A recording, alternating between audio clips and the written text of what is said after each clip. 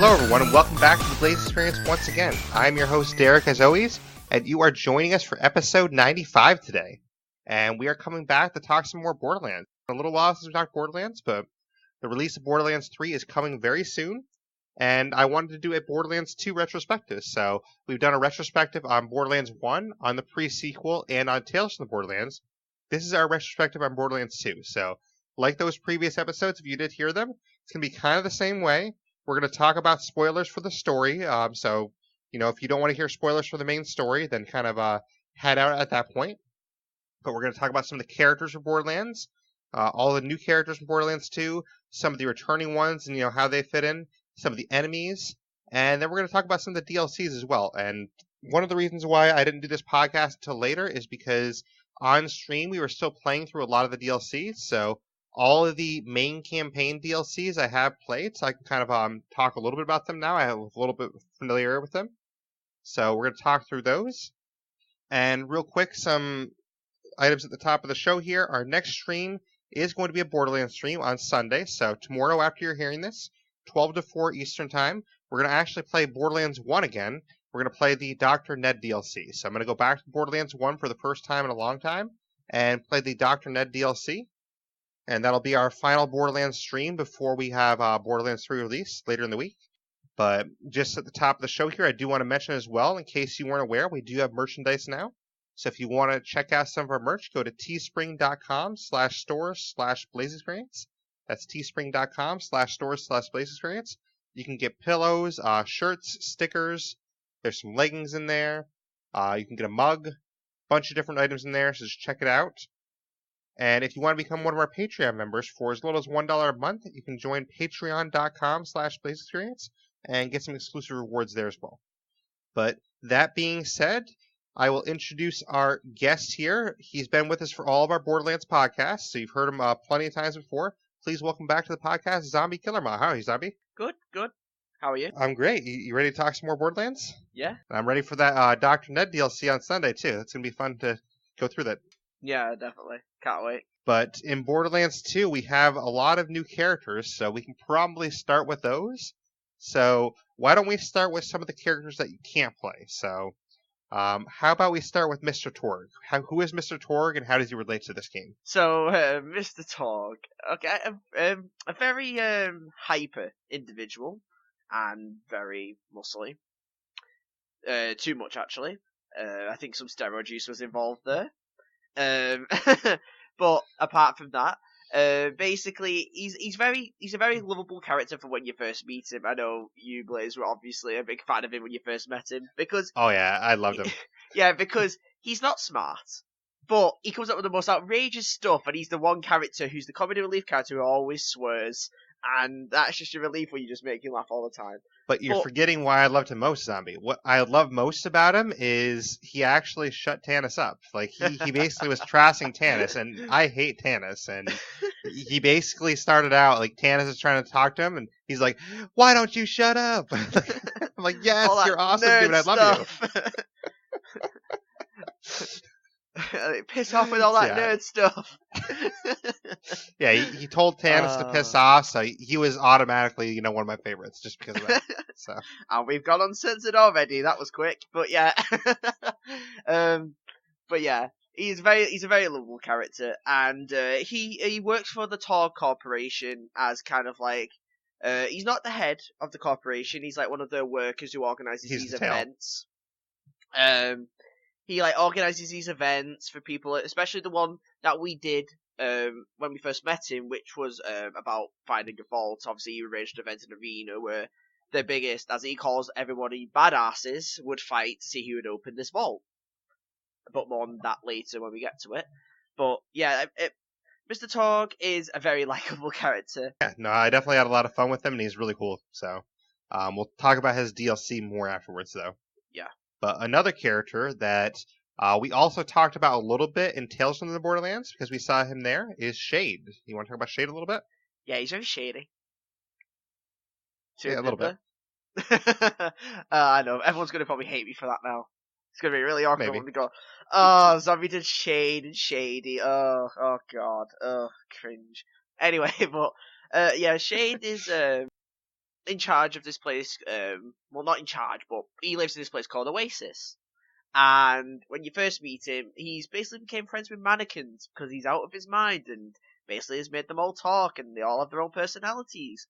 So basically, Shane, he's not a psycho to that point where he's full on crazy, but he's lost his mind and thinks mannequins are actually real people when we first see him anyway. Yeah, and basically he puts them all in these different poses, and it's kind of weird. So Yeah, I think there's a little bit of a craze going on there, but let's not get into that detail, especially the one with the mannequin in the bathtub. exactly. Yeah. But another character we have that is non-playable is Ellie. So who is Ellie? So this is a character I can actually say lots about now, because Ellie is the sister of Scooter, who basically didn't like Sanctuary for obviously being like closed in, guarded, having to try to work at a bar because Moxie was telling her to, and she went off to make her own living, which was making cars like Scooter does. So they work together from time to time, but you find her out in like the dust, and she's one of those characters who doesn't really she enjoys herself when she makes others feel pain, as she gets us to do for several missions. Especially when we first meet her, she's literally crushing a bandit in a truck. So she's not really frightened of anything. She's more like a bit like she can be a bit cocky at times, but she's allowed to be because she can make awesome like vehicles for us and a lot more. So it's like a Scooter 2.0. But yeah, she's honestly pretty cool like Scooter was, so yeah. I definitely enjoyed her presence. Yeah. She's really fun. But next up we had someone new named Sir Hammerlock. Sir Hammerlock. He's a game hunter. He's well spoken, posh, and he likes to go and hunt these creatures around Pandora that people wouldn't say they're like common creatures. So like the bullymongs that we meet, like the ape creatures. He'll have you do some missions where you obviously hunt them. He's basically big on finding creatures that people have never found before and hunting them for like their pelts. So he's basically a massive big game hunter that you meet. Yeah, and he has a pretty decent DLC. We'll talk about that more after, Yeah. but honestly, I didn't really have much of an opinion on him. I didn't like him. I didn't hate him. I mean, he's just kind of like, meh to me. I mean, he's there. So his sister as well also appears in Borderlands the pre-sequel as well as the Baroness. But though we don't see her in this game. The first appearance of her is obviously in the pre-sequel, but yeah. We know he has a sister, but apart from that, that's the only main thing we get on family within the game. Yeah, I mean, honestly, like I said, he's not really that interesting to me, so, but he has a decent DLC, I guess, so. Yeah. But our big baddie for this game, who we also know from the pre-sequel, is Handsome Jack. So how does Handsome Jack relate to this game? Where do I start with Handsome Jack? He's the villain who most people like. He's not even a villain. He's supposed to be the villain, but everybody loves him because of how like arrogant, cocky he is. On the lines he come out, he's very witty. He's the villain you love to hate. Yeah, exactly. He's the villain you love to hate because he's an awesome villain. He's probably the best villain they've probably ever done. Because the way he does stuff makes you hate him. I will say though, from what I've seen so far, I think Borderlands 3: The Calypso Twins might actually be fairly close to him in like love to hate category. So and I hope so. And I truly hope so. Because from what I've seen so far, like maybe not as popular as Jack, but I think the Calypso Twins we're probably gonna love to hate them. I'm hoping so. Yeah, the moment I forget, like Jack's probably gonna be, no matter how many more Borderlands they bring out, Jack he's probably gonna be the best villain they've probably ever created. In my opinion. Yeah. So. But yeah, he's Handsome Jack. He's a crazy guy, and we love him for that. So. Yeah. And he's in charge of Hyperion. We saw him in the pre-sequel. We saw him in Tales from the Borderlands, and we saw him in this. So, so far, I mean, he's not going to be in Borderlands 3, but so far, the only game he wasn't in was Borderlands 1. So. There is a reference to him in Borderlands 3, but I'll say about that later. Sounds good. But next up, we have a character that's honestly maybe even more popular than Jack. And that is Tiny Tina. I can get your point on that. Yeah, Tiny Tina. Tiny Tina's awesome. So she's a young little girl who is a bit crazy. She make thing go boom. Yeah, exactly. So basically, she's not as smart, but she's smart because she you wouldn't see it at the start because like the way like she talks and stuff like that. But she's a whiz when it comes to explosives. Like she's your main like explosive type of person, but she's also one of those other characters who's lovably insane at the same time, who just wants to make things explode. Yeah, she's honestly awesome, and her DLC we'll get to later, but it was honestly the best DLC of the game for me. It was a lot of fun, and it is really kind of touching and heartbreaking at the same time. Like basically, we won't spoil the story yet, but how she talks about some of the events in the story because she can't really cope with them. So yeah, that's really good. When we get to the DLC, there's really good character development for her there. But before you even do all that. When you're obviously with her, she's very enthusiastic, she's very, like, eager, over the top, very shouty, and basically, she's very lovable for that reason. You can't really hate her. Definitely agree. I mean, she's one of my favorite NPCs in the game, honestly. Yeah. I remember when we talked about this for Borderlands, you're going to like a character called Tiny Tina. I remember when we talked about it, and I was right. I predicted that one right, so... Well, I don't know who wouldn't like her. I mean, she's pretty easy exactly. to like, so. Who wouldn't like her? She's awesome. Well, I can tell you who somebody actually, somebody that might not like her is this crazy guy we had technically make their first appearance in this game, but we talked about them before. That's Professor Nakayama. Yeah, Professor Nakayama makes he's in the pre-sequel, and you do a few quests for him on top of Hyperion, but apart from that, and you briefly see his body in Tales from the Borderlands too. Yeah, and you briefly but we'll get onto how all that happened within Hamlock's DLC later on, because that's where he stars as the main person in that, or main villain. Yeah, he's one of the toughest bosses in the game, honestly. Yeah, God, you'll be there for hours. Make sure you have a full fire team when you do it. Make sure you have a full 4 people with all the best gear to verse him, because he's so hard. Like, I don't know, on stream we struggled to verse him. Well, I wasn't there, but... Oh yeah, it was tough. Yeah. I mean, I know I struggled. I almost just ran away and quit the game. So yeah, that'll all make sense when we get the DLC. Don't worry. But yeah, that's the new characters besides our Vault Hunters. So before we get into our new Vault Hunters, let's talk about some of the returning characters that are coming back. So we have Marcus, Zed, and Tannis. So they all come back as kind of like, the regular vendor type NPCs that you usually have. And, Marcus is cool. Zed's okay. Tannis really sucks, and I can't wait for her to die in some game. Like the Borderlands that they kill Tannis in, like I will be there for that. Like that'll be my favorite mission in Borderlands if I can get to kill Tannis. I just love the way you went down in the order of them there. Marcus he's alright. He's alright. Zed, he's decent. And then Marcus, I absolutely hate her. Yeah. Yeah, just it's going down. Yeah. You're missing Crazy Earl as well from that list. Oh yeah, Crazy Earl, yep. Yeah. Yeah, honestly, I just don't know what it is about Tannis. She just seems so uppity and stuck up and boring, and there's nothing good about her. Like, she's just useless too. I mean, what has she ever done for us? But you see, Hamlock's like that as well, and you don't despise him. Hammerlock? Yeah. Well, Hammerlock's just a guy that, sits there and admires his trophies. I mean, like, at least he's admiring some cool trophies. He's sending us to kill some cool beasts. Like, but what does Tannis do? She makes us go and get, your old journals. Like, I don't care about your old journal. No. Like, Tannis is just boring as hell. I mean, we had a better scientist. We'll talk about this DLC after, but we had a better scientist that could have taken over for Tannis, but, unfortunately the guy dies, so. Yeah. Like, that was a heartbreaking moment for me, honestly, not because I really love this character, but, I was just so hopeful that, Tannis would somehow die and he would take over. Yeah. Sadly, that's not the case. But, who should, Tannis, we can kill her, and we can just find someone to take over for her. Like, I mean, we could make a new scientist, how about Brick as the scientist, Yeah, Brick could have a new scientist. He'd probably smash all the vials together and create, mutant that you couldn't kill. But that's still better than Tannis. I mean, it's at least interesting. I know.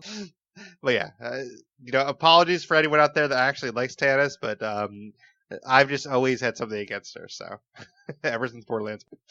So maybe it sounds like she's definitely not dying this game because she's our doctor, but maybe Borderlands 4 she's gonna die. Hopefully, I'm really hoping. But she'll Whether probably be that's the like doctor 5 for or that. 6 years from now, maybe she'll die. So let's hope. She's probably the doctor from Borderlands 4 as well. Who knows? We'll see. But then we have some of our old Vault Hunters come back, so we can kind of talk about some of them. We have Brick, Claptrap, Lilith, Marcus. Oh no, we already talked about Marcus, but Mordecai, Roland. So they all come back. So anything you want to say about these Vault Hunters that return? The Dervers reckon, like in my sense, like some of them play a big part, some don't. Like Claptrap, for example, doesn't really play a huge role in this game. He's there Right. for the prologue, and then that's it. But then you have like Lilith and Roland and Brick and Mordecai, who actually Brick doesn't play a massive role in this game, but Yeah, Brick's actually gone for most of the game, and then he comes back towards the end, basically. Yeah. So like Roland, Lilith are your two main Vault Hunters that are obviously that return that actually play a big part in this game. Mordecai plays a pretty big role too. Yeah, Mordecai still plays a big role, but not as much as Roland and Lilith do, considering Roland basically takes the Crimson Lance, who basically used to be villains from the first game, and basically takes them out of that, and makes them a whole army that protects this town of Sanctuary, which is like the main place where everybody's safe. And he's the leader of like everything. He's the leader for Use. He's the leader for all the new Vault Hunters. He's the leader for everybody that's in Sanctuary right now. His job is to protect them. Lilith's like the second in command from behind him, but her job is to do obviously like make sure people don't even get to there in the first place. Right. So I said he equally play a massive role in this game because they're the two people you mostly talk to. Mordecai's there on a few missions to accompany you in about the middle of the game, but he doesn't play as much as a role as them two do, in my opinion. Yeah, I would agree with all that. I mean, Mordecai is pretty interesting though, so it is nice to see him in there. But basically, they help carry you through the story. They kind of are there with you as NPCs. Working alongside you to get goals done. And we do have one other returning character. Of course, we have Moxie returning. Yeah, Moxie's gonna be in every single game though. Like I don't see them ever doing it. She's always been the bartender, no nonsense, like doesn't take any nonsense, doesn't take any shit. But she's there, and a crucial detail that a lot of people, huge fans of Borderlands will know by now that she's the. I think I've got this right by saying people can correct me on this, but I'm pretty sure she is the mother of Scooter and Ellie, and that's the whole Really? like the rest of the thing. Yeah. That's I actually think true. yeah, I think they mentioned it on Fight for Sanctuary, the DLC for that. But I think everyone's known that for a while now. I'm pretty sure she's the mother of both of them. That's So interesting. Shouldn't she be older then?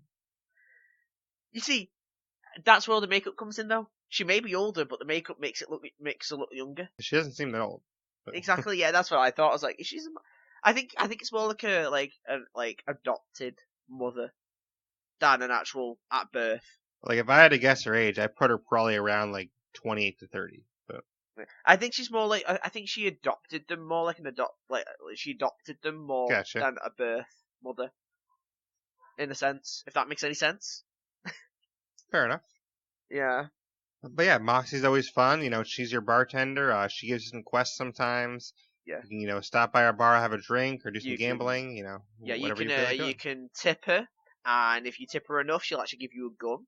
And there's two variants of that. You can get a corrosive gun called Bad Touch, or you can get a Good Touch, which is a fire elemental weapon. And it's always different which one you get, but you can never get them again. You can never get the Good Touch in the same playthrough, but you can get the Bad Touch so many times over and over and over again. Oh, so you can only get one or the other, basically? No, you can get both. You can get both in the same run through. Only you can't get Good Touch. You can only get Good Touch once. Where in Bad Touch you can get it constantly. Oh, okay. Yeah. And so, are they actually decent guns, or? I mean, they're alright for beginners, but then when you get more throughout the game, you find better weapons that are 10 times better than them. But they're good for the start. Makes sense. But yeah, that's kind of Moxie for you. So before we get to our Vault Hunters, one other thing to talk about is we have some more bosses. We have a long list of bosses, ranging from Knuckle Dragger to Captain Flint, Warden, Big Sleep, Sandman, Roscoe, all these different, random guys. There's so many. The three that I want to actually touch on, there's a boss called Piston who's very interesting, and I kind of enjoyed fighting him in Mr. Torg's DLC. So we'll talk more about that DLC after, but basically Piston's like the end boss you fight at the end of that DLC because he's like your big challenger, so he's pretty cool. Yeah, definitely. Like, the character they gave him was actually really good. I enjoyed doing that because the character, like, it had me in as obviously, I want to kill this bastard. That was me when I first played it. I was like, I hate him.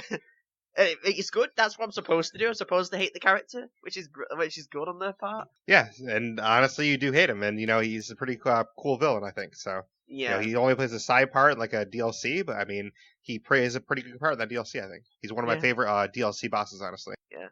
And before we say anything, no, Captain Flint is not Baron Flint. Yeah, I know. Before you even say anything. But another boss that some people, if they haven't played Borderlands 2, they might be surprised that it's actually a boss, is Bloodwing. So we have to fight Bloodwing at one point because Bloodwing basically gets infected with slag and becomes evil. So it's kind of heartbreaking to actually have to fight Bloodwing. It's not necessarily that he becomes evil. He gets brainwashed into thinking that we're the enemy while getting pumped with all the elemental things that exist. Until you defeat him, and then obviously the endings, when we get to that in the story, we can reveal what that ending is. But yeah, it is emotional because you know him as Mordecai's like bird, like and friend that you've had from all the first game. So you've gotten to know, like, obviously Bloodwing. So that scene is a bit like, oh wow, like this is an actual major death for the first time that you're like, oh wow about. Because most of the boss battles in the game, you're like, oh, okay, fair enough, it's a boss battle, great, they look cool, carry on. But Bloodwing's the first one you feel an emotional attachment to because you don't want to fight him. Well, I wouldn't say that's the first one. So I would say the first one you feel like you don't want to fight, and this emotional attachment is this person that Zombie decided to kill, and I was very, very upset with him. Zombie actually killed Wilhelm, and I still don't forgive him for it. We had to, or else he would have killed us, first of all. That's fine. He's a better guy, We'll let him live. But he basically, at this point, because he likes all these enhancements, Jack basically turned him into, basically, a cyborg. In a way. Because he's basically more robot than he is human now. And the only thing that's left of him human is his head. I think. But he was my character from pre-sequel Zombie. I played a whole game with him. Yeah, well, that's the character you can officially say is the one who turns evil. Because he gets manipulated by Jack. And this is one of the first, like, major points where you're like, okay, I really want to murder Jack now. Because he forces one of the characters who, obviously, Blaise loved to play as, into becoming evil. And basically him having no control over himself anymore because he's more robot than he is. How is it Jack's fault? You're the one that killed him, Zombie. It's your fault. Well, Jack turned him into what he was. You could have let him live. Just let him go about his day. There was no way to let him live, by the way. There was no option for that or anything. You had to kill him in order to advance. But yeah, we'll just carry on with that. I don't care, Zombie. I'm still going to blame you. Oh, yeah, you can blame me as much as you killed want, my guy, but yeah. so. But yeah, I can just keep saying that he killed his favourite boss in Baron Flint. So, yeah. Well, Baron Flint was a bad guy. He needed to die, but he was still my buddy though. I still could have went out for a drink with him. Hang out. We could have went bowling. I mean, imagine bowling with Baron Flint. That'd be kind of cool. Literally, you're becoming delusional like all the bloody Borderlands bosses are. Stop it, Blaise. Hey, you couldn't imagine bowling Baron Flint? Like we could have, knock some guy's head off, use that as a bowling ball, and there we go. Yep, and this is Blaise talking. I think the influences of Pandora finally got into him. Yeah. Who wouldn't want to do that with Baron Flint? Like, he'd be a great guy to go bowling with. I mean, I could just picture it, we order pizza, just sit there, grab a couple of heads, just roll them down the alley, We could even put the bumpers on that we don't go down the gutter. No gutter balls. Just put the bumpers on. Just have a good time. Knock over some pins. Oh, wow. I'll just leave that fantasy to you. Yeah. Anyway. Baron Flint is still my favorite boss for sure. Really? He's got to be number one. Yes, he's got to be number one. Wow. I thought you'd pick a different one, but okay. Hey, who else is there to pick? It's Baron Flint or nothing. There are a ton of different bosses. Baron Flint or nothing. No, he just stuck with me. But I mean, I think in Borderlands 3, I'll probably like a different boss better because I won't be speed rushing the game, so I'll have more time to enjoy the bosses. Yeah. But yeah, that's basically our bosses. So now we can kind of get into our Vault Hunters now. So our first Vault Hunter we're going to talk about is actually one you're very familiar with. Let's talk about Maya. Okay, Maya. So she's a siren. Every game has a siren, as per usual. But except the pre-sequel. Yeah, except pre-sequel. But in the main, like obviously, if you don't count the pre-sequel because that's a pre-sequel, in the main trilogy of the games 1, 2, and 3, there's a siren in every single one. But Maya's backstory. She's a siren. She's like Lilith from the first game, only she has different powers because every siren's born with different powers than the other, and they're not all the same. So she was identified as a siren as an infant, and was given to the Order of the Impending Dawn, which is basically a bunch of monks, who kind of in a way worshipped her. And this was on like it's her home world of Athena's. I think I pronounced that. I may have botched that, but yeah. But she was trained to use her powers, like her siren powers, by the monks until she reached her adulthood. When the monks basically she was kept in secret to begin with, but when she became like when she reached her adulthood. The monks revealed to like everybody that she was a siren, and she was like a savior and a goddess, and started worshipping her. And she wanted to go to Pandora. This is like why she came to Pandora. She wanted to go to, she wanted for adventure, and she always expressed interest in obviously traveling to Pandora to learn more about like why why she's a siren, what these sirens do, and stuff like that. She was always like that, but then she realized that this order that grew her up had basically betrayed her by threatening to extort her using money and like obedience to the people of a home planet. So she then killed her brother Sophius, which is basically who was the main leader of them. And then now that she was finally free of all of that, that's why she came to Pandora, because she already knew about the vault, she already knew about Iridium. So when she arrived, Handsome Jack immediately had her under surveillance, because obviously she's a siren, and obviously that's a danger to him. And he loves his sirens, so. No, actually that's Moxie who loves her sirens, because Moxie in the game says she had and I quote, lady boner for her, for unknown reasons. But that's for both Maya and Lilith. Well, I mean, Jack loves the sirens too, so. Yeah. Which actually reminds me that we did actually forget to talk about one of the characters that returns. So we can stop on that real quick. Maya is a great character, and I definitely enjoy having her in the game. She's a really cool siren. She does some different things that Lilith didn't bring to the table. But we actually have another character that is, spoiler alert, revealed to be Jack's daughter, Angel. Oh yeah. So Angel was in the first game, and she led them all around to the vault and all that. And she returns to this game, and when obviously you have the cliffhanger of obviously her being Jack's daughter, when you realise what he's actually done to her, it's really sad. Definitely. Yeah, but obviously we'll get onto that more later when we actually go through all the story. But yeah, when we didn't even know Jack had a daughter, like we thought it'd be a bit obnoxious for an actual daughter. So that's even a big surprise when you find that out. But Angel's obviously like your guide, like a guardian angel. Hence the name Angel. But yeah, she's kind of like your guardian angel, not to protect you, but to tell you what's ahead, how to get there, what's your next objective. Right. how to get to the vault. Because And without her, basically, they the wouldn't get story there. so far, you actually think that she's betrayed you, but then Yeah. you find out more about what happened to her, and her story is actually a pretty sad one. Yeah, it is. Like, you think when you get through it, and then halfway that she's obviously evil, she's betrayed you, she was never your friend. But when you actually find out what happened to her in the end, it's really sad.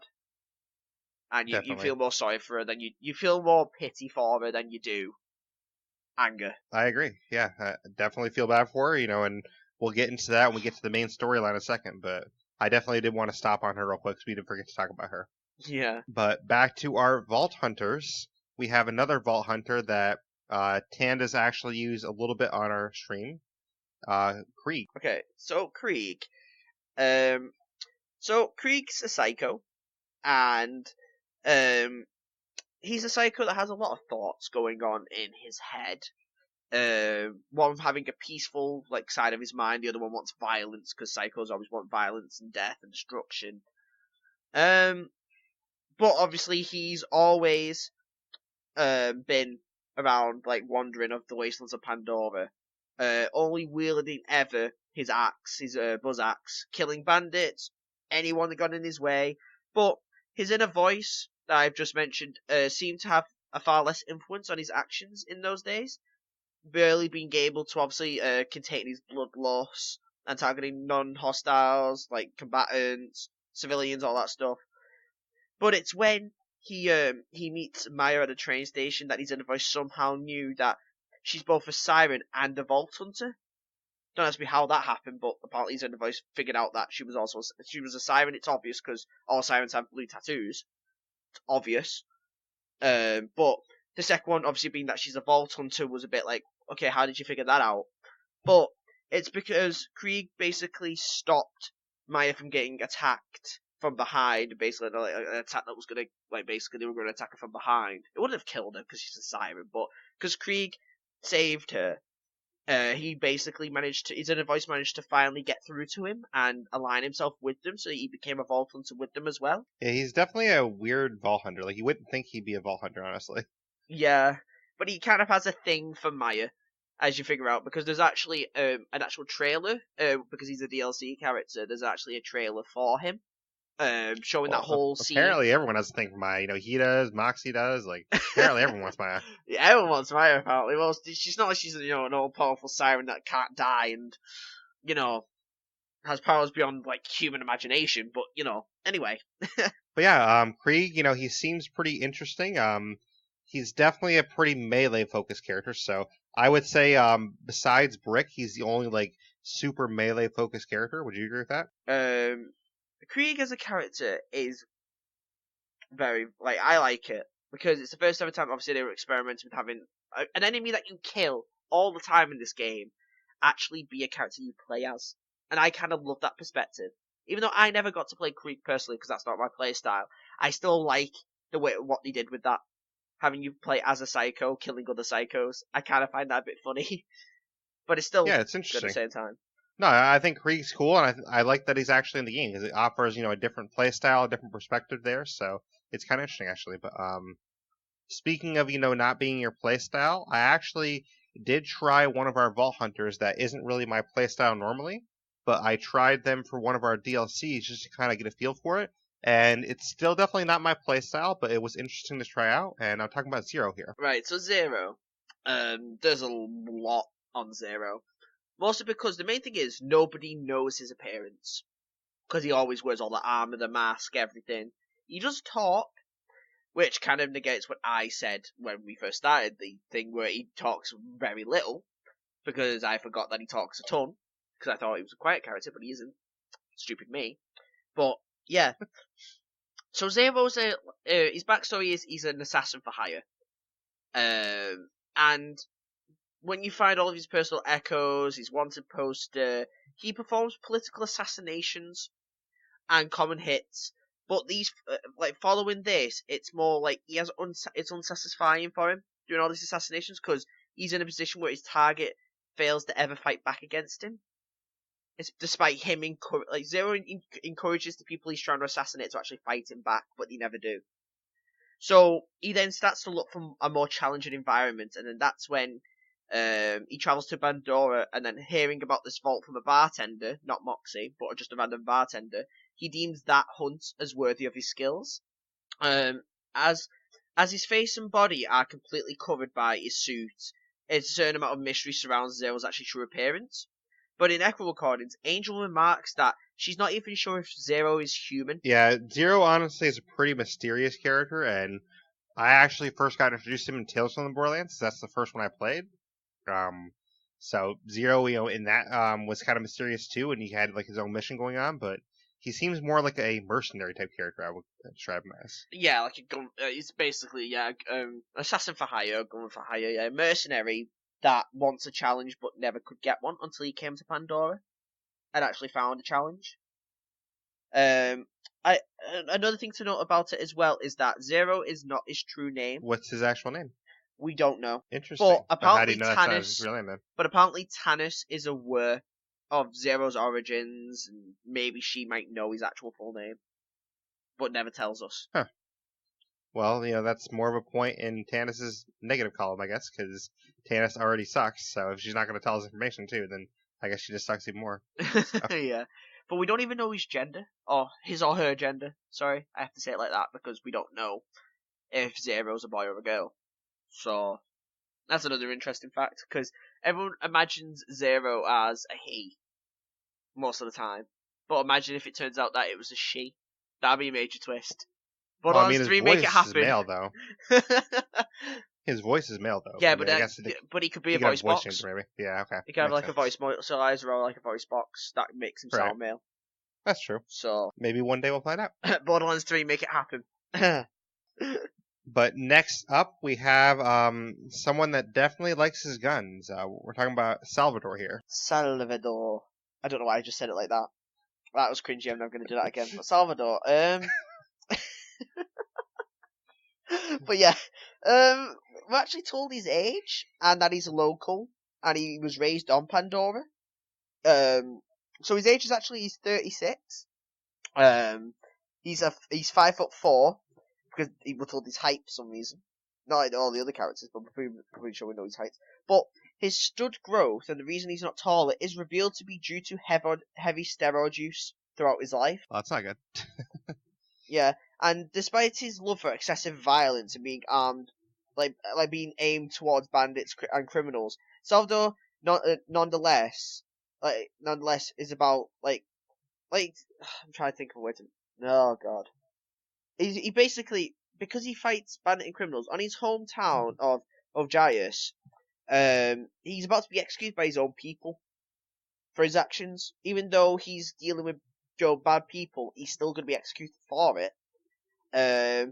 But when a Hyperion strike team arrives to seize the town, after destroying all these forces, Salvador becomes interested in a new vault, upon hearing of its dangers while interrogating the last survivor of the strike team, of that Hyperion strike team that went to attack him. And then he doesn't kill him, he leaves that last person that's alive to crawl back to Hyperion on a single arm, as Salvador had ripped his other arm and broken both of his legs. Ouch. He sounds a little bit more violent than Krieg, even. Yeah. But yeah, apart from that, all we know is that he's wanted for a lot of crimes. So manslaughter, theft, arson, destruction of property, trespassing, cannibalism, public indecency, profanity. He has basically, out of all the Vault Hunters, he has the most crimes accounted for him. And he is the Vault Hunter that actually can dual wield guns too. Yep. Which, by the way, you haven't really been talking about each character's ability per se. So, do you want to quickly mention the ones we already touched on, their ability? Because we're forgetting the abilities. We're going through all the backstories, we're forgetting the abilities.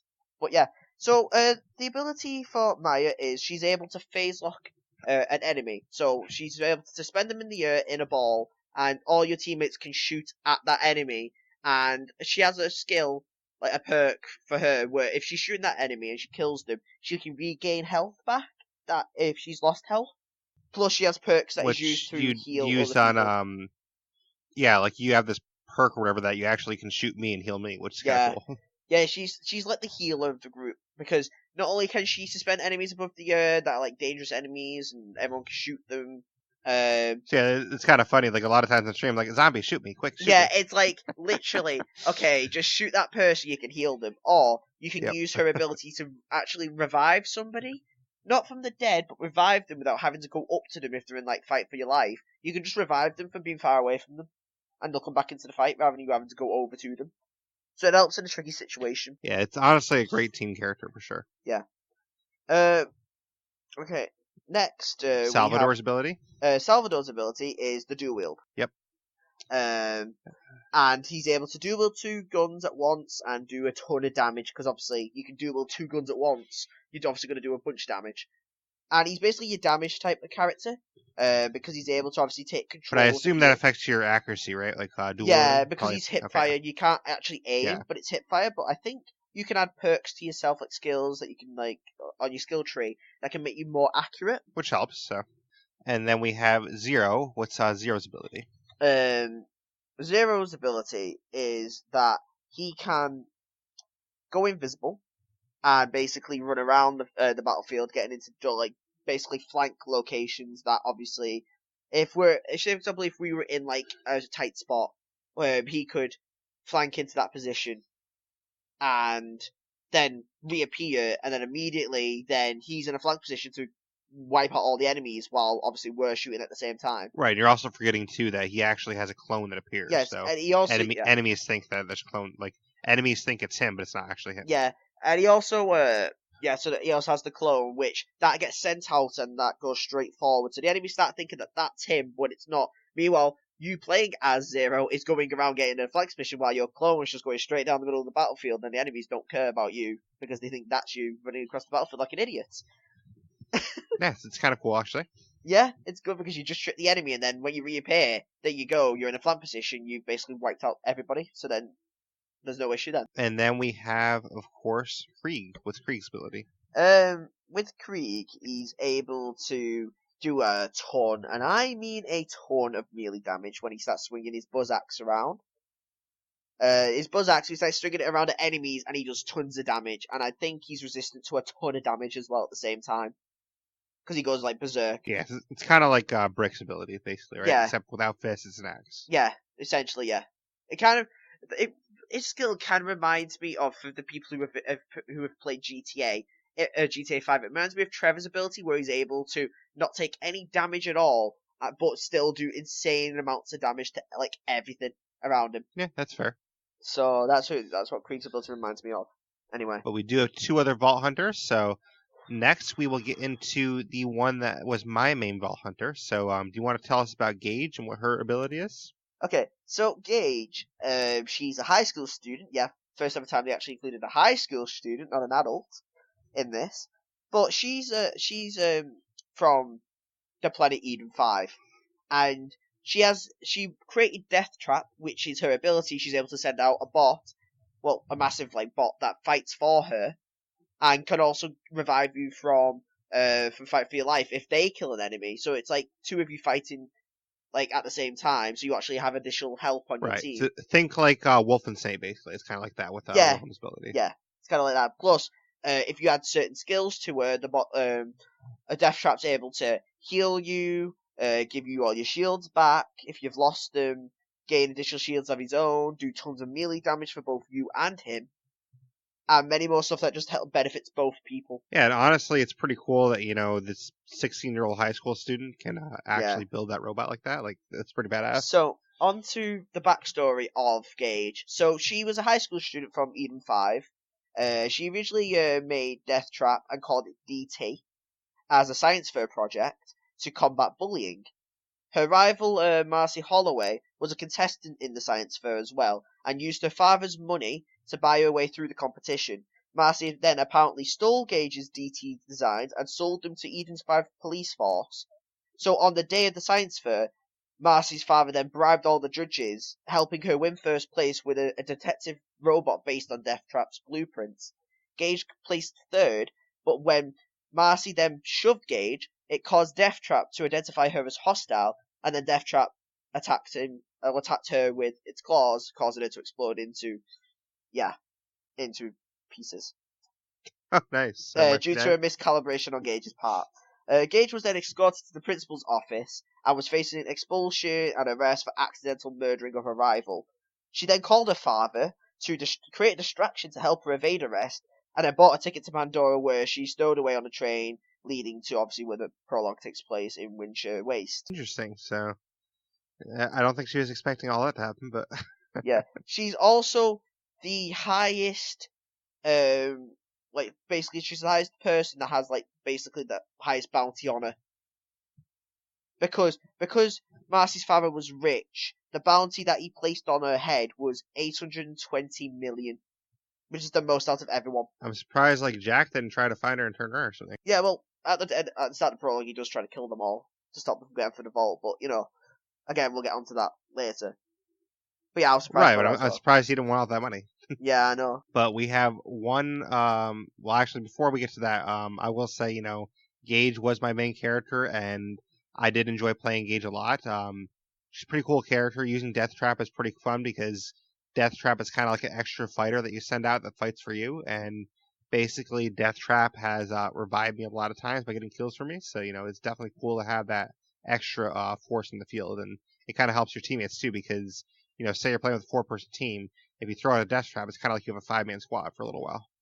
Yeah. But our last one, I actually saved this one for last on purpose because this is the one character out of the 6 that I never really hear anyone talk about.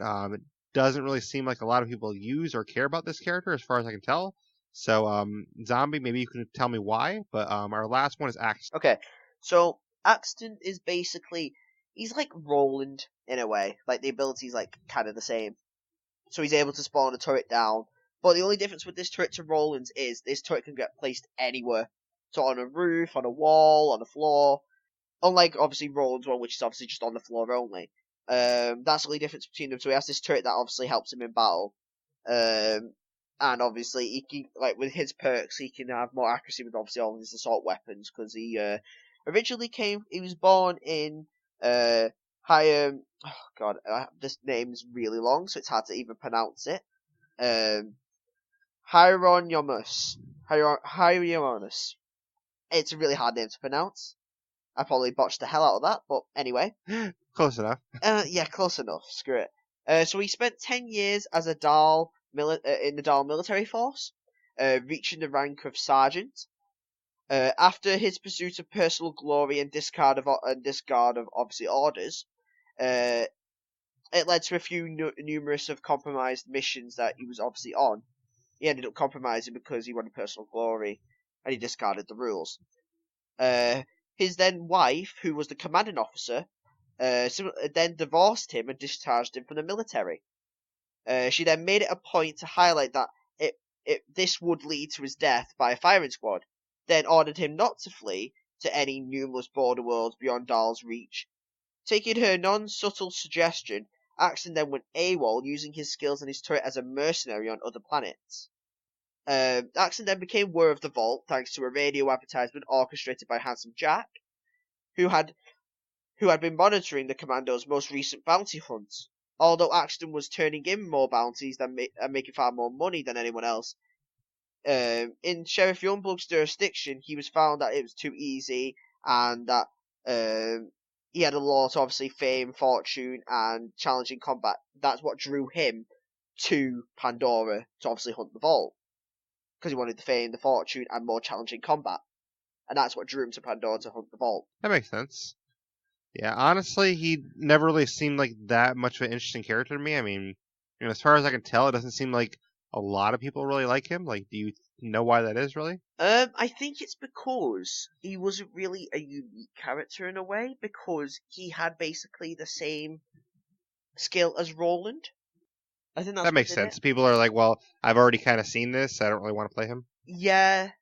But some more facts about Axton, and I didn't even know this until I just looked this up then. But apparently Axton, he's the only one out of all of them to dislike cats. Okay, I don't see how that's relevant, but alright. And also, he's apparently had disputes with Tiny Tina about throwing dynamite at him, because Tiny Tina, what do you expect? But also, she's probably just having fun. Yeah, but then another one, it's still, Axton's sexuality has been a controversy for a while. I've actually saw this, like people talk about it. And apparently he's bi. All right, fair enough. Yeah. That's the only one that's actually explained. Yeah, that's the only sexuality thing that on here that's actually explained, which is weird. But anyway, enough about that because nobody cares about that. Yeah, honestly, I Nobody think cares. he's the character people care least about, just because Yeah. it makes sense, like you're saying, that it's because like his power was basically the same as like a previous guy, so it kind of makes sense to me. But he didn't really have much different about him, it seemed like. So, Yeah. but that's all of our characters, bosses, all the playable characters, everything like that. So now we're gonna get into the missions and story. So basically, in Borderlands 2, there's 128 missions available. And if you include the DLCs, there's 287 missions. So that's a lot of missions, Zombie. Bloody hell! I didn't even know it was that many. Yeah, Whew. there's a lot of that missions. So Jeez. there's obviously a lot of side missions, but the story missions, like the official story missions, there are 19 of those technically. Okay. It starts with my first gun, and the final one is the Talent of God. But basically, we can kind of go through the story of Borderlands 2 a little bit. So, where do we start off, and where do we kind of go from there? Okay.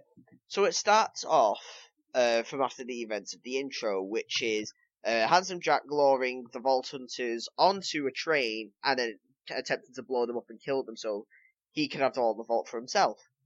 They then wake up on Winspur Wastes, which is in the mountains, which is a snowy place. They're left there for dead, but obviously they've survived all of that and got up. And as characters keep saying constantly, and it got a bit annoying, they're the first ever people to survive, like to have an interaction with Handsome Jack and survive it. So when they're up there, the first person that they meet is obviously good old Claptrap is the first person that they meet. Because you met him, he's the first person that you meet in the first game, so you'll meet him again first in the second game. And he then leads you to his hideout, and basically that's where the whole intro, like prologue, starts. Because obviously then it starts telling you how to play the game, what the controls are, blah blah blah. And then the first boss comes in immediately. Normally it took a bit of time in the first one before the first match actually turned up, like major boss. But this boss turns up immediately, and then takes Claptrap's eye, and then runs off. Now, it's these new creatures called Bullymongs, which is a new creature Which I that thought were people really cool. haven't fight. They're like ape-type creatures. Yeah. And the whole intro, what it digests is basically you fighting all these Bullymongs, getting Claptrap's eye back from the head of the Bullymongs that were there at the time, called Knuckle Dagger. And then you kill him, and then you get to, obviously you get off the mountain because you have to find somebody to actually repair Claptrap's eye, because without it he can't see. So you would then arrive in the next area, and you then meet Sir Hammerlock, and you have to help him clear out all of Captain Flint's men who are currently attacking the place. So you clear it all out, and then he basically repairs Claptrap's eye for you, and then you go to kill Captain Flint, in which Claptrap gets captured by us accidentally blowing him up, and he gets shot right into Captain Flint's place. So while he's there being prodded and tortured, you fight your way through Captain Flint's men and eventually kill him, and then arrive in the main area of the game, which is the main area of Pandora, which is the area just outside of Sanctuary, which is the main place where everybody is. And it's also part of where Borderlands 3 is going to be focused too, because Sanctuary 3. So yeah, it's another place obviously that's going to be focused in as well. Now, Sanctuary was only mentioned in the first game, but in this game you actually get to see Sanctuary in its full. Because the Crimson Lance, who in the first game were the villains, but now Roland has basically became the commander of all of them, and basically said you can either die out there or join me and help keep this town safe. So they now own all of Sanctuary, and are keeping it safe from... I'm trying to remember his name now. Give me a second to remember the guy's name. It's a bandit, and I can't remember his name off the top of my head. But they're making sure he can't get in, and to make sure he can't get in, they have Lilith basically being being the Firehawk, going under a different name, so that not only that Hyperion can't track her, because a bit ago, like in between Borderlands 1 and 2, Lilith had faked her death, so that she couldn't be tracked. Which is a smart move, honestly. I mean, Yeah. it keeps her safe at least for a little while. So when you first arrive, you've got to go. You go to Sanctuary, but then you have to try to find one of Roland's lieutenants who dies basically. And then when you arrive at Sanctuary, you find Roland isn't there. So then you get this anonymous call from the Firehawk telling you that, oh, I have Roland, you better come to me. So you go to the Firehawk's lair, and it turns out to be Lilith. And that's where you're first introduced to Lilith. And then she tells you that, oh, well, the Bloodshots, who are the main bandits at that point in the game, have kidnapped Roland, so they can hand him over to Hyperion, because Hyperion want them all dead. So then, obviously, because Jack wants them all dead, so we can obviously get to the vault, because in the pre-sequel, Roland and Lilith and Moxie were all the people that betrayed him, so he obviously wants them all dead. So with the help of Lilith, you then start to basically make this plan to obviously go and help, like, free Roland. So you arrive at their main hideout and then immediately can't get in because you don't have the vehicle. So you then go to the Dust, which is the Dust. The Dust is weird, yeah. It's a major bandit place, essentially, so all hell breaks loose over there. So there's a civil war. I remember doing some side missions there. Like the side missions in the Dust were kind of strange a little bit. Yeah, so there's bandit tentacles going all over the place, firing at you, so you're never safe if you're always roaming around there. You've got spider ants attacking you every which way and center, wherever they're coming from. They come from everywhere. You've got a civil war happening on one end that you can get involved in. You've got a treasure hunt you can get involved in. Basically, a ton of different stuff. And that's where you meet Ellie, because you need to get a bandit technical, and Ellie knows how to make. So she then tells you to go out, kill some bandits, obviously do the casual thing of just go and kill some bandits, get the parts off of the trucks, come back to me. You then make the bandit technical, you go in, try to save Roland, but then he's kidnapped by Hyperion, in this bot that they have that is trying to kidnap him, and then you head to the dam, which is obviously the place where the Bloodshots are. You head to the top of the dam, and there's a situation that can occur here, and it's the first major thing that can happen. So you basically you could fail at this point, which is the first ever time you could actually fail a story mission within this game, which I find really unique. It's the first ever time, if you take too long killing this boss, you can fail. And it isn't a game over, it's just a fail. You can fail the first part of rescuing him, which I found really unique for that point. I don't know if you didn't find that. Did you find that unique as well, Blaise? Yeah, I found it a little bit interesting. Probably wasn't my favorite mission of the whole thing, but I found it was, a decent mission at least. Yeah, it's. I found it very unique as well, because it's the first ever time you can actually fail. Like in a game like Borderlands, it's the first ever story mission you can actually fail. So I found that a bit unique. Which I don't remember exactly where it shows up in the story, but I always thought it was interesting too. The mission where basically Jack wants you to kill yourself, you jump off a cliff. That's well later in the story. Yeah, it's funny though. Yeah, that is a really funny mission. But yeah, so that mission's called the Damn Fine Rescue, but you can fail that. Yeah, that's mission number 8. Yeah, so you can you can fail that mission. So you can fail to make a Damn Fine Rescue. That was trying to be funny there. That failed miserably again. But yeah, everybody at this point is face palming me again, going, "Oh God, why are zombies trying to do these things?" You should probably quit while you're ahead. Yeah, I should quit while I'm ahead. Anyway, so then you get another opportunity to actually save Roland. It isn't the end if you fail at that point, because he gets taken then to the other secure prison site, where then you have to venture over there, and it's within the Dust, because of course it's in the Dust. Everything's in the Dust. And you go over there and you rescue him. And then obviously he goes back to Sanctuary, and then you go back to talk to him.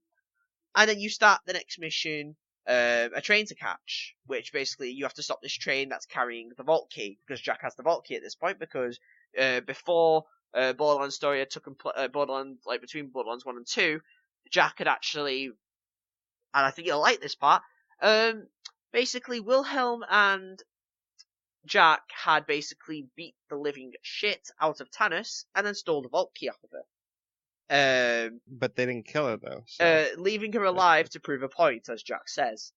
He left her alive to prove a point that he isn't a bad person, but he is a bad person.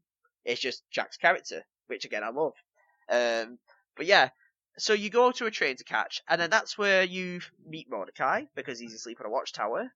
And then he covers you in all that area while you set up this plan to stop the train, to blow up the train so you can get the vault key. And who do you need for this plan if you're going to use explosives? None other than Tiny Tina, who you first meet, and she's having a teapot party with a bandit before blowing him up into smithereens. Yeah, she makes things go boom. Yeah, as she pretty much says, she makes things go boom. So she creates these bombs that you get for her, and you basically blow up the track to where the train is, and then you venture up there, and then you verse the boss that obviously Blaise is not happy with me about because you verse Wilhelm, and you kill him. Yeah, Zombie was a mean guy. Definitely not cool. So after that, you then realise, oh wait, the vault key wasn't on the train, it was all a trick. Ha ha ha, Jack laughs at you because you're an idiot. As he does for pretty much half of this game, he just laughs and laughs and laughs. So much laughing, it's unreal. Especially he doesn't have a sore throat by the end of it. And then that goes into heading over... God, I'm trying to remember now. Oh, wow. God, I've lost myself now. Okay, so after the train... Yeah, I've got it now. So you then head to Opportunity. A place that Jack is starting to renovate, so all Hyperion can live there. It's like a massive, like, a very bright city. And you basically go there, and you basically start to sabotage the place, so that it isn't... Yeah, it's honestly a pretty cool place. I remember doing some of the side missions there, like, one of the side missions we did was, like, topple his statues in that town. Yeah. It's basically the whole point is to sabotage that place so it's unlivable and that people don't want to go there and stuff like that. And then from that point, you then go to the wildlife preservation, and that is the point where you have to verse Bloodwing, which is the first major moment where you're like, oh god, this is bad, because at the end of that boss battle. Throughout it, Jack's trying to remember, oh, what's the last elemental thing that I have to remember that I inserted into Bloodwing? Ah, right, explosive, and he blows Bloodwing's head off and kills him. Yep. And Mordecai isn't happy. Yep, and Mordecai goes ballistic. As any person would, to be honest. Don't blame him. So then he wants revenge, really bad revenge. And at this point as well, I should mention that Dave, at this point, Angel has betrayed you. She betrayed you earlier on after you've rescued Roland. You get this, you get the core for the city, so the shields are all there so Hyperion can attack them. But she basically hands you the wrong shield. Well, you pick up the shield that's already been corrupted, because Jack deliberately put it there after you've killed Wilhelm. And you insert that in, and that's where you realise that she's betrayed you, because the shields go down, they don't come back on, and then all the base starts getting under attack. And then it becomes a flying city, because with Scooter and Lilith's help, they teleport it and turn it into a flying city. Which is interesting. Which I found really cool. Yeah. So then, for some time, you then have to find your way back to the city, because it's not on fast travel maps, because you basically wiped it off the map. And quickly too, I want to stop on one of the side missions that's kind of around this area of the story. One of the interesting side missions that Tandis actually, introduced me to was the clan war of the Zaffords versus the Hodunks. If you want to talk about that really fast. Oh yeah, the Zaffords and the Hodunks is this clan war that you can get involved in. And before we go into this, there's more backstory about this. Is the fact that the Hodunks is where Moxie's from, and that's when she took Scooter and Ellie away because she didn't want to be a part of that group. Hence why you see her out of character in the pre-sequel. It's her acting like a Hodunk, because she's Hodunk at blood. So that's an interesting fact for you there. So Ellie wants to ignite this clan war so she can get rid of them so they're no longer an issue for her. And you basically, at the end of it, after you've done all these missions, sabotaging each one, and they don't know it's you choose basically at the end who you want to win this clan war. And I find that really fun because you get to be in a clan war and you get to fuck over everybody and it's really fun. and you basically choose which one you want to betray at the end. And one will Yeah, survive and one it's will honestly die. kind of fun. Yeah, and I find it really fun. It's a fun little side missions. There's a few in there that are really fun that sidetrack you from the main Yeah, story. and that's kind of why I want to stop on real quick, because we're around that part of the story, so I figured it Yeah, was part good to mention it at least. yeah, fair enough.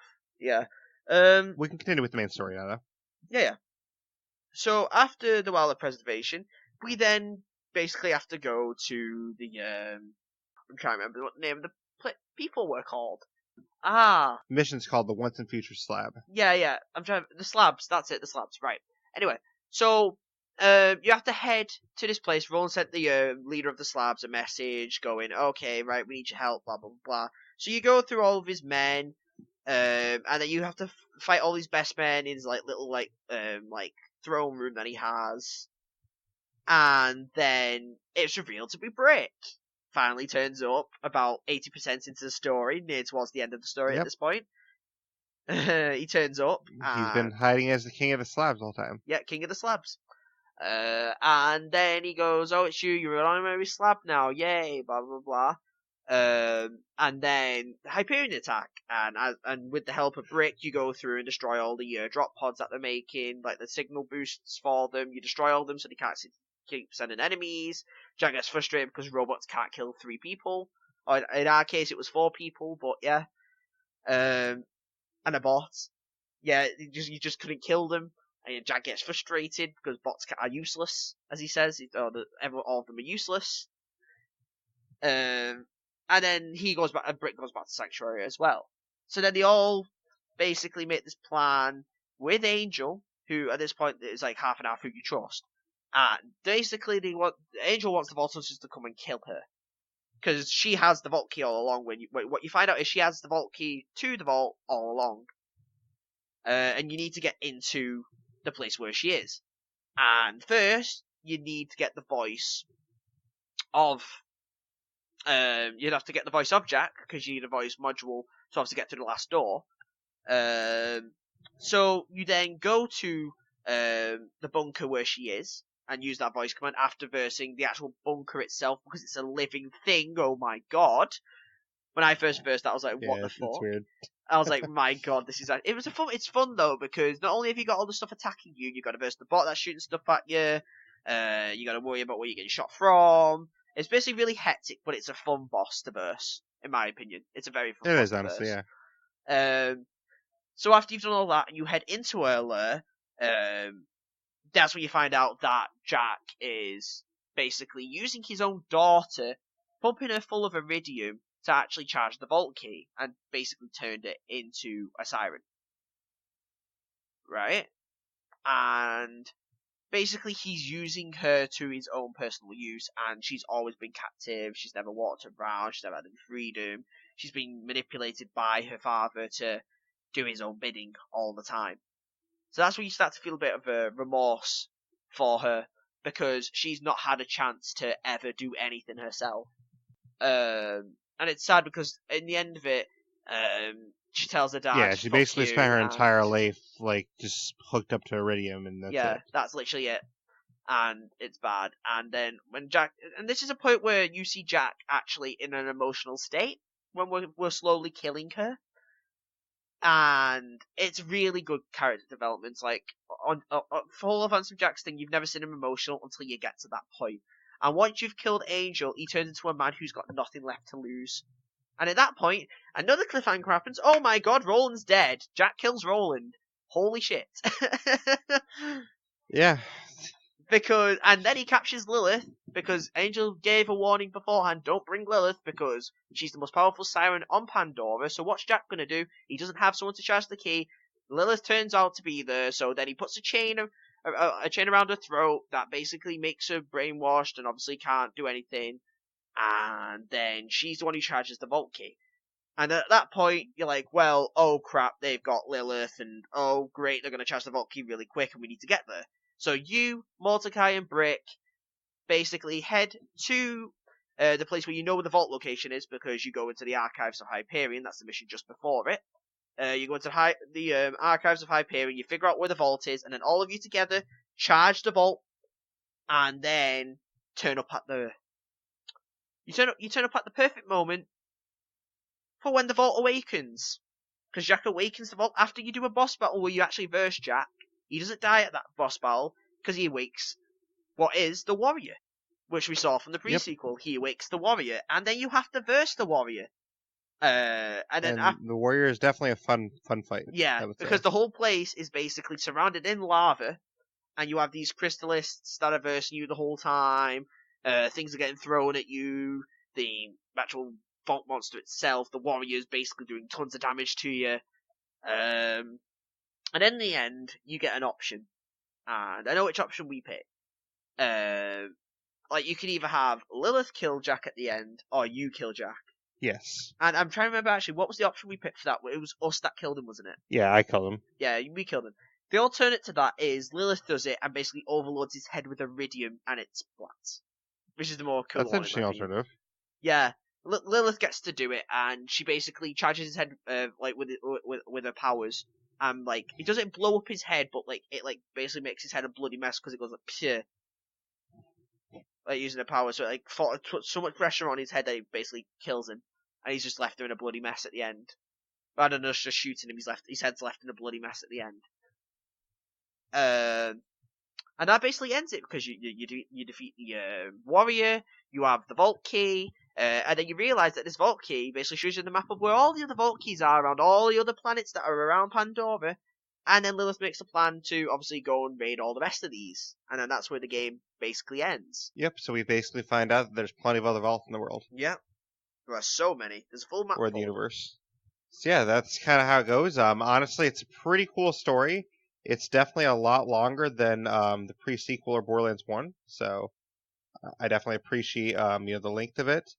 And honestly, unlike say like the pre-sequel, for example, there's really not a bad part of the story in my opinion. The story is really cool the whole way through, and I definitely enjoy the story the whole way through. Yeah, it is really fun. It definitely is really fun. Emotional moments in it. It's like the first game you actually experience emotional moments within the game itself. Definitely.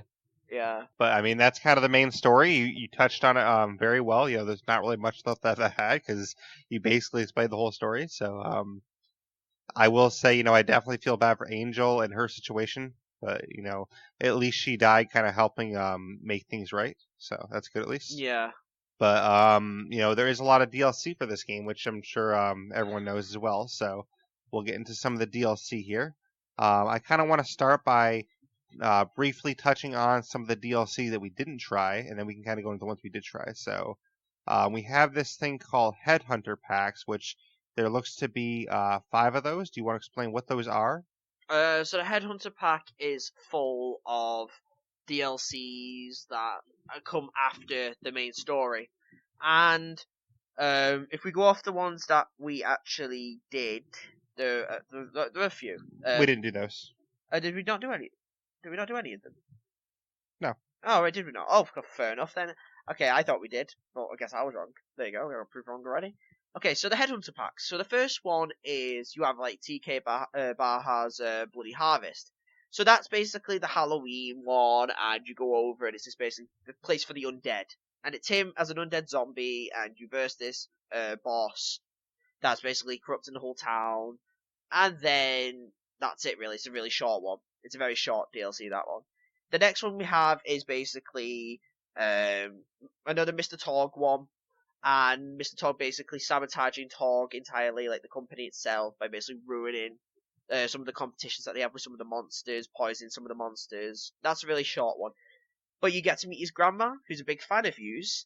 And you have to listen. The 2 missions that you have there is basically listening to her story that drones on forever.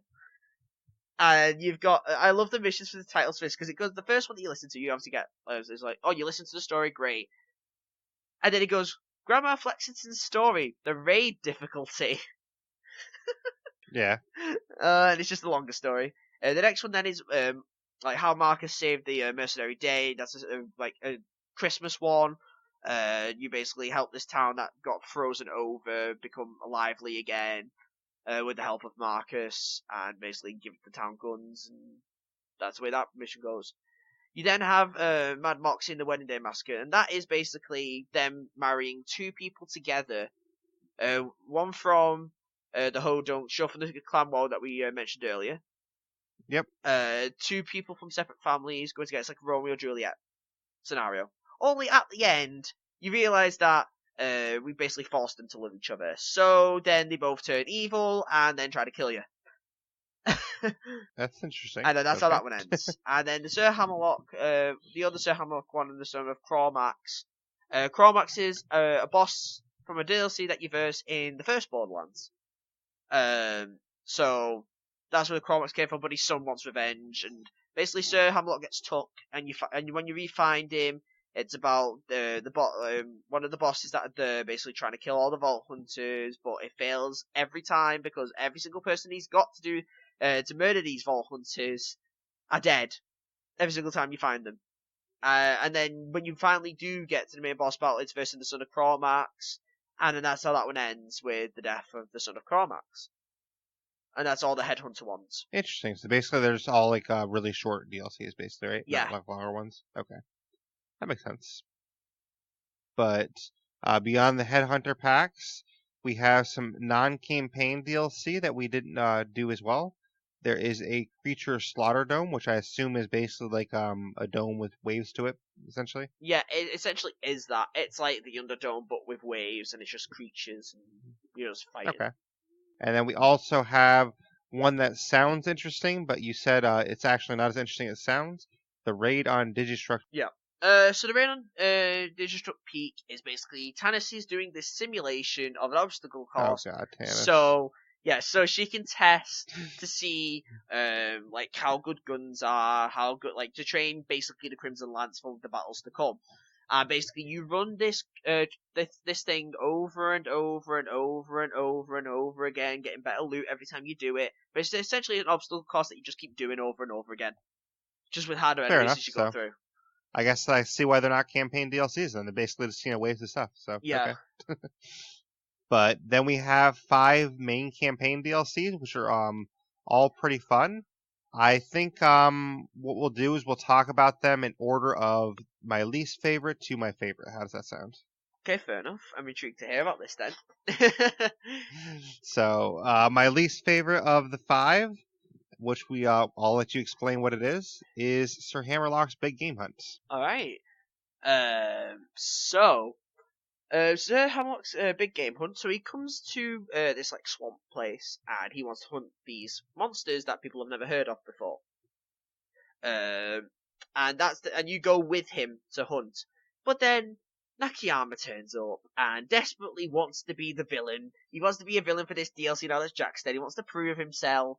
So in the end of it, basically Hamlock just goes, "Oh, just go and kill him." So you go to the boss battle. You have to versus this massive like ape creature that starts to try to kill you that's the major boss battle for that. But then you're like, okay, Nakayama's going to be a major boss battle. Okay, let's verse him. Can't wait to verse him. He's really difficult, like really, really difficult because he walks down the stairs and basically falls down them and dies.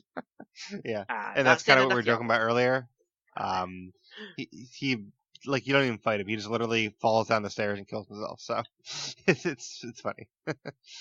So honestly, that's in my opinion, that's the only reason to do that DLC, just to see that end scene. Like the DLC itself really isn't that fun of a DLC, honestly, in my opinion. Yeah, just to see the ending, just like wow, how Nakayama actually died. Yeah, exactly. But my next one, I'd say my 4th favorite. This might surprise you a little bit, but honestly, I didn't get a ton out of this DLC. But it still has some interesting moments in it, and that's Commander Lilith and the fight for Sanctuary. Yeah, so this takes place after the events of Borderlands 2, and it's basically the lead. It's basically the lead-in story-wise into Borderlands 3, basically. Yeah, it's the lead into Borderlands 3. Yeah. So yeah, this guy from what they call the New Pandora turns up and basically poisons the whole town with this thing that turns them all into plant monster creatures. And it overtakes all of Sanctuary, and you have to fight to get back up to Sanctuary, but in the end, you can't save it. So you essentially blow it up, because you can't save the city at the end. But you're forgetting the only good part of the DLC. Like, the best part of the DLC is seeing Vaughn. Yeah, the first person you meet is Vaughn, who's from Tales of the Borderlands. And he turns up, and you're like, "Hey, Vaughn, how have you been?" And he's like, "Oh, yeah, being casual Vaughn." Yeah, I just wanted to sit and talk to Vaughn all day. Like I didn't even want to finish the DLC. Yeah. You also get someone else from Tales of the Borderlands in that DLC, which is Carius. But sadly, he meets his demise to the plant disease Cassius, and yeah. the Cassius, yeah. And he And meets it's his so demise to the sad plant too, stuff. because like he could have been our new scientist, but he had to die, and now we don't get Tannis. Yeah, because we have to Tannis kill is him our because he has scientist the now. plant disease, and it's the only way to cure Mordecai. Mordecai, oh my god, because he got infected. And that basically sums all that up. But it just leads into Borderlands 3 now Yeah, that there isn't a it's sad sanctuary. though. Yeah. Honestly, I think it would have been more shocking and cool if they actually would have had Mordecai die there. Like it would have been like, whoa, damn, they killed Mordecai too. Like you know what I mean? Yeah. But you couldn't really have done it because they'd already revealed that he was going to be in the game at that point, so they couldn't have really done that. Right, but they could have like faked you out by like showing Mordecai like inside a picture frame. It's like a picture of Mordecai, but you don't realize that until after the DLC, and like, oh shit, that was just a picture, and that wasn't real Mordecai. How would he have done? Okay. Okay. Well, I think of it somehow how they'd show that. Well, let's just move on. I don't know how they'd show that, but anyway. But yeah, the DLC is a good like story lead into Borderlands 3 though. So Yeah, because you know what's basically, in my opinion, the point of the DLC is that it gets Lilith to take leadership. going on. Like she is a reluctant leader. She doesn't want to be a leader after Roland dies. But basically, the point of this DLC, in my opinion, is for her to become a leader. Yep. And by the end, she is a leader. So, Mm-hmm. so number 3 for me. Between 2 and 3 is kind of a hard choice. Number 1 is pretty clear for me, but between 2 and 3, it's a hard choice for me to pick. Basically, 1, I kind of like the story better, and 1, I kind of like the environment and the setting better. So basically, when it comes down to it, I think I'm gonna have to pick story over setting. And for that reason, I'm going to have to say my third favorite is Captain Scarlet and her Pirate's Booties. I really love the setting of this DLC. The environment is so cool. It's one of the coolest environments in Borderlands, but I like a different DLC better for story. Right. Yeah, I can tell that would be a hard choice. Yeah. So what's Captain Scarlet about? So Captain Scarlet is basically it's on Osiris. It's where you see Shade, who we mentioned earlier, and basically she's on this hunt for this treasure by a guy called Captain Blake who left this treasure, and she's on the hunt for it, and she needs these parts of the compass that you have to do.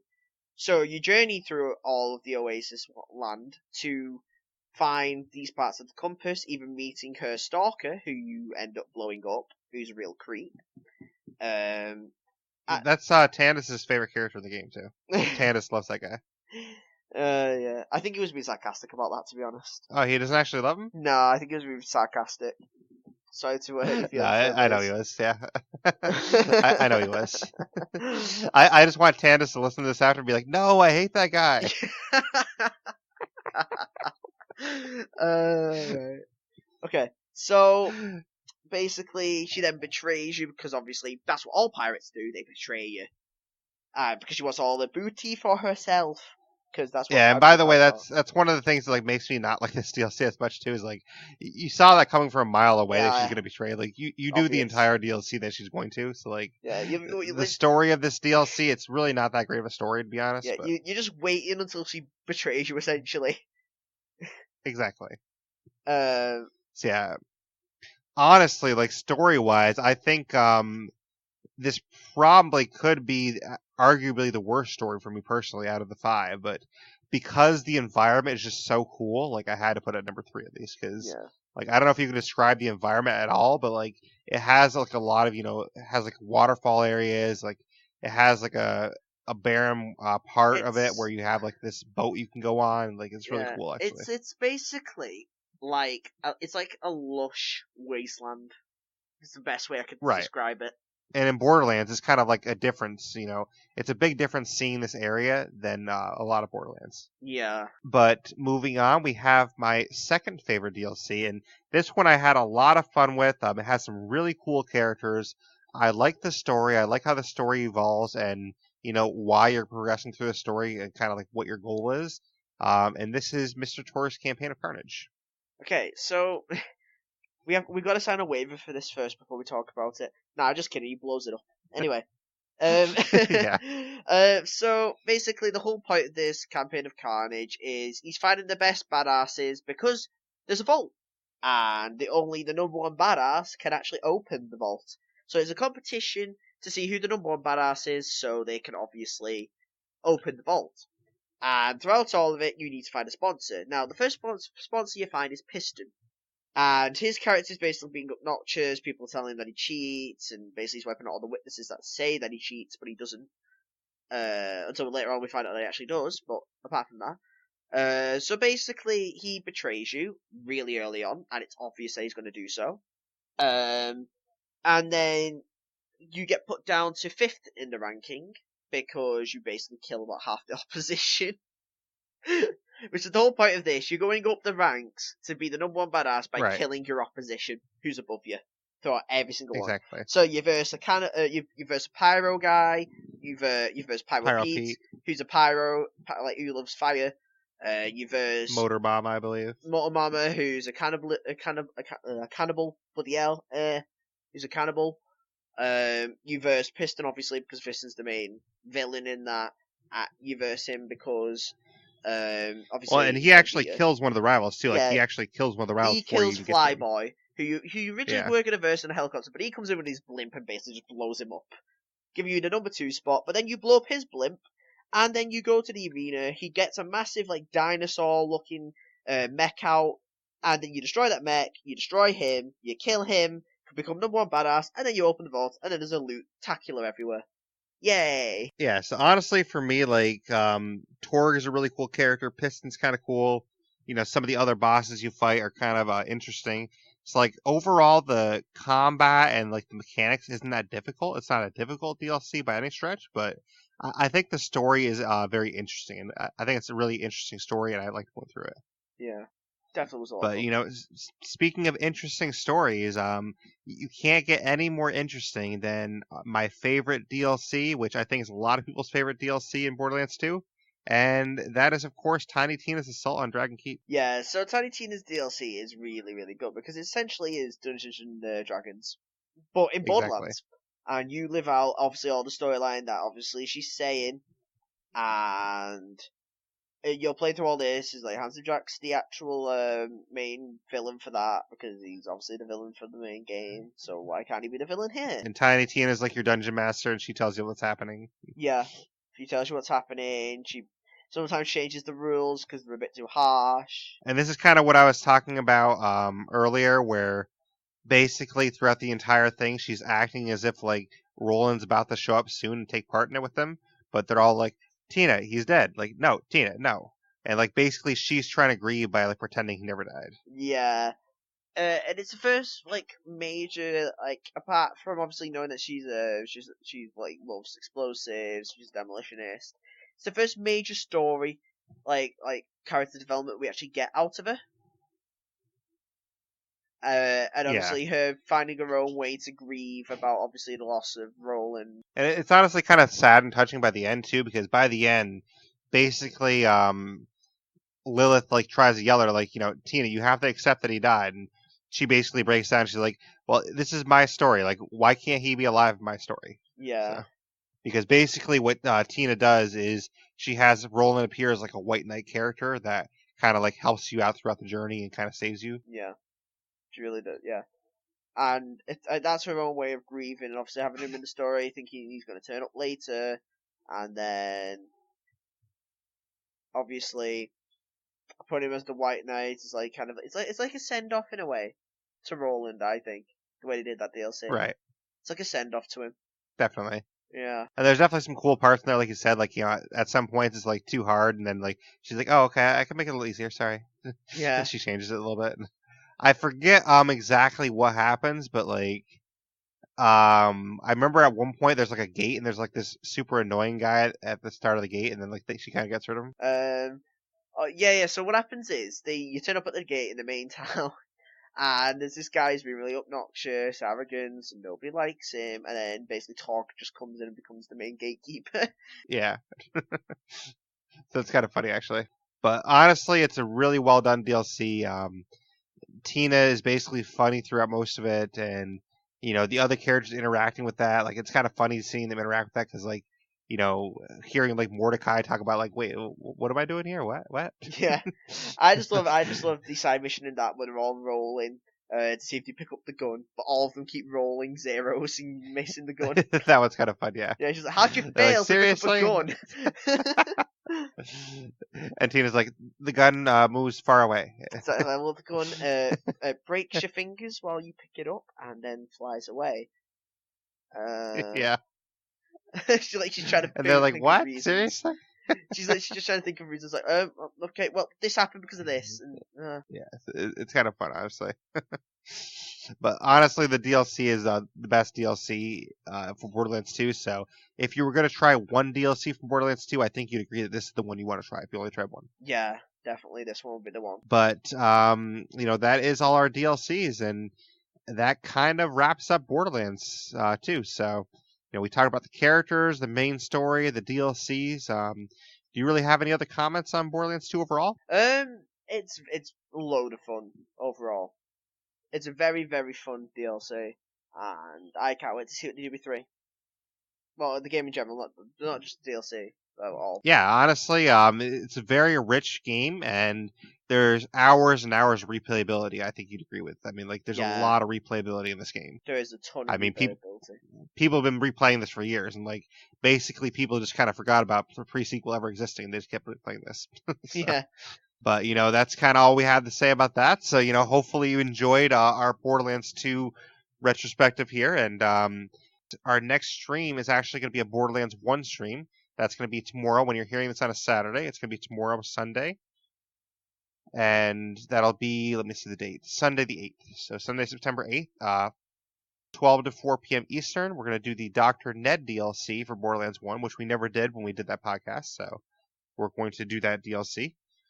And that's basically what we have coming up. Just real quick, too, if you want some merch, we do have merch now. We have teespring.com/stores/Blaise XPerience. That's teespring.com/stores/BLAISE XPerience. You can find some merch there. You can find shirts. You can find pillows, stickers, mugs, bunch of different items, so check that out if you want to see what merch I have available with my logo on it. You can also join us on patreon.com/Blaise XPerience. If you become a Patreon member for as little as $1 a month, and there's some different rewards here as you can get there, like some special Discord chats where you get to help me make decisions on what I'm going to stream, different things like that. So definitely stop by there if you want to check that out. But Zombie, if people want to get a hold of you, how can they find you? You can find me on Discord at Zombie3. You can also find me in obviously Blaise's streams all the time, pretty much every single time. He's one of my stream mods, so I'll be there basically every stream I do, he's there. So I think it's only a couple like the night streams, but sometimes you miss the night streams, but because I need sleep. I need my beauty sleep. Yes. Anyway. And you will see Zombie a lot for Borderlands 3 coverage. Basically, I'm going to cover Borderlands 3 once it releases. I'm going to cover it like 4 or 5 days in a row, and Zombie should be there all those days except maybe the Monday stream. Yep. If you want to get a hold of me, though, you can find me via email, theblaisexperience@gmail.com. You can find me on Discord, which will be in the show notes. You can find me on Facebook and YouTube, which I have, but I don't follow those too often. So if you write or message me on there, then just know that it's going to take me a little bit longer to get back to you. You can find me on Twitter or my Xbox Live gamer tag, which is going to be @Blaise XPerience. That's capital BLAISE, capital X, capital PERIENCE. And those are the main ways to find me. If you want to find the podcast, you're obviously already listening to it, but some other ways you can find it are on Stitcher, Spotify, Google Podcasts, iTunes, Radio Public, and many of the directories. Basically, if you just type in your search bar, the Blaise XPerience, you will find us somewhere. And if you don't want to have apps on your phone or your device and you want to just download it directly, if you join my Discord, I do have a channel in there for direct download links. Basically, that entire channel is all the podcasts I've ever done. It just has a direct link to it. So if you just click that link, it'll download it on whatever device you're using. So If you don't want to use any other apps, then you can go to my Discord and just click that link, and you'll get any podcast you want downloaded. So, but yeah, that's basically all we have for today. So, Zombie, thank you for coming back again. I do appreciate you being here. You know, you're kind of our resident Borderlands guy, so I appreciate you being here for that. Yep, no problem. Enjoyed it. But thank you everyone for listening as well. I do appreciate you all listening. So, thank you once again for listening to the Blaise XPerience.